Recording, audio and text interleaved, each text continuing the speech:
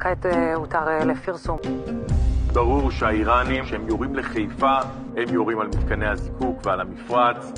זה האירוע הכי קשה שנתקלתי בו, שריפה מאוד מאוד חזקה. לא יהיה פה סולר לאמבולנסים ולכבאיות ולאוטובוסים ומשאיות שיצטרכו לעמוד.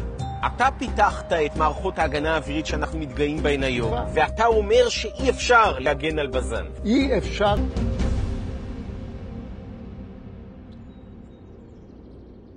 פגיעה משמעותית ביותר הייתה בתחנת הכוח, זה כל המבנה הזה אישים בישראל.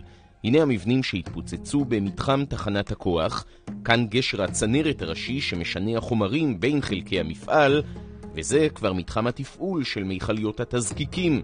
3 הפגיעות האלה ביחד השביתו לחלוטין את בזן, אחד משני המפעלים היחידים בארץ שמייצרים בנזין, סולר, דלק סילוני למטוסים ואפילו גז בישול ביתי.